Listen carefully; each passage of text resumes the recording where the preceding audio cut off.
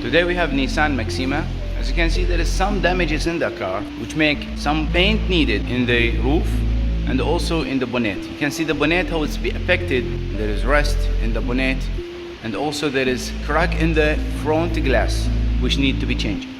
And according to the requirement of the customer, need change the whole color of the car from white to purple black.